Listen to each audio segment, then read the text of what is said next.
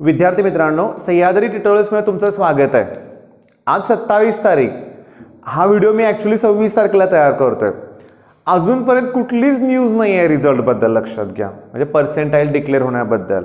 त्यामुळे मला सीईटी सेलला काही क्वेश्चन्स विचारायचे आहेत बरं का। म्हणजे जसं आपण जे नाव सहज आपण गप्पा मारतो गेले 2-3 दिवस झालं म्हणूया आपण, काही महत्त्वाचे मुद्दे आहेत बरं का, हे खरोखर विचारात घेण्यासारखे आहेत। बघा कुठले, काल केमिस्ट्रीचा पेपर झाला।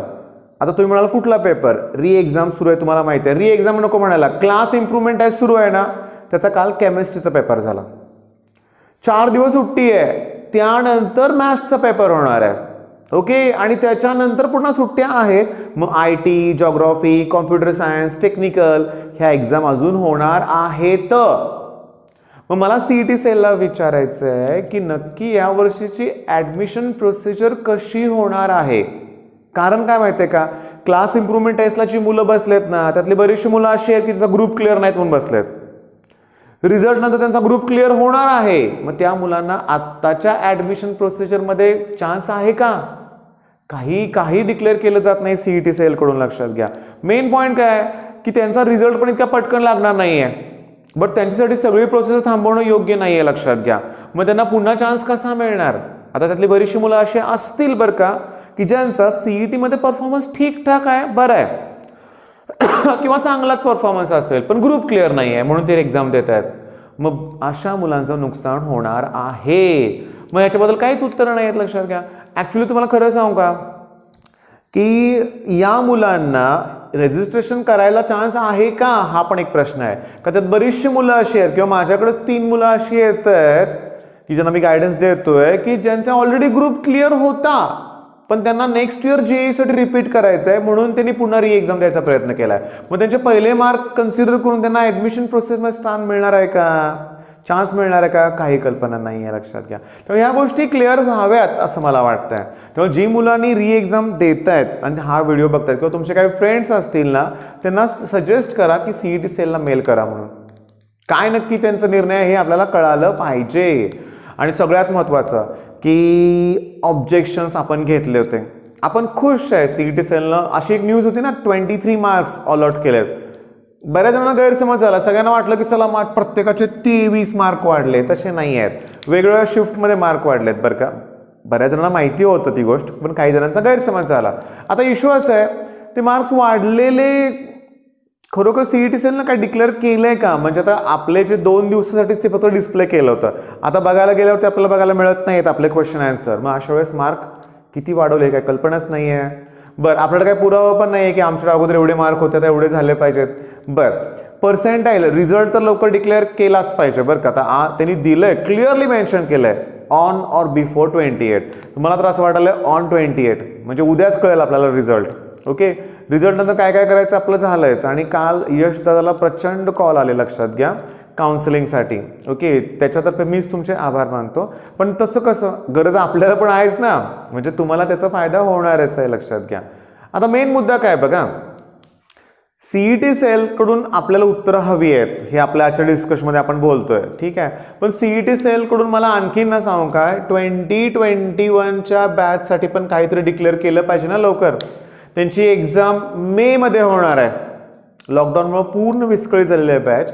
मग मे मध्ये बोर्डची एक्झाम होणार आहे, मेच्या अगोदर शक्यच नाही म्हणून शिक्षण मंत्र्यांनी पण सांगितलंय।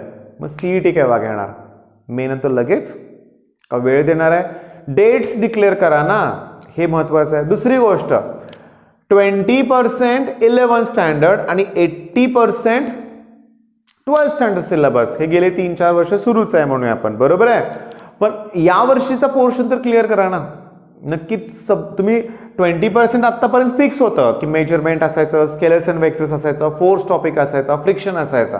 यावर्षी कुठले टॉपिक आहेत ते पण अजून कळवलेलं नाही आहे। तर मी सगळ्यांना रिक्वेस्ट करतोय आपल्या मुलांना की तुम्ही सीईटी सेलला मेल हा करा की प्लीज आम्हाला डेट्स कळू देत, टेंटेटिव्ह का होईना अंदाजे तरी डेट्स कळू देत। त्याच्यानंतर कॉलेज, आता कॉलेज सुरू झालेत, लक्षात घ्या। ओके, क्लासेस पण सुरू होतील म्हणूया आपण।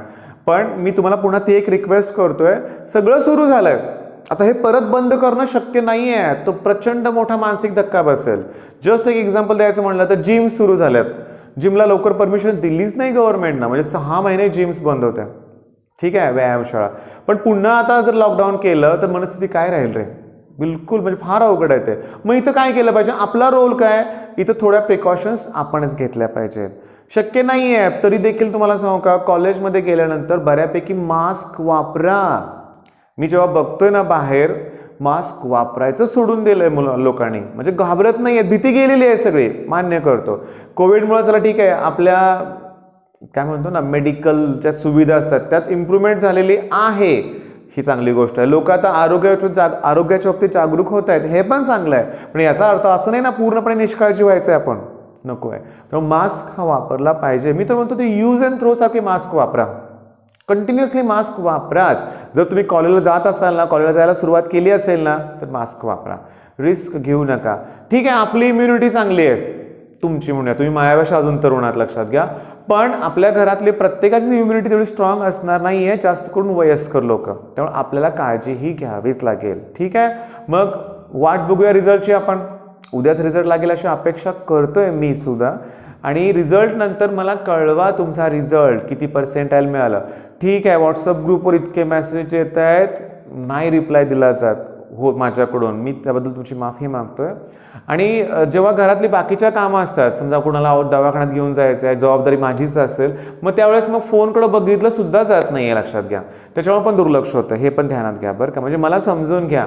आणि मी काल पण बोललो होतो, आज पण बोलतोय, ही बॅच आहे, घ्यायचं आहे मला, मी घेणार आहे.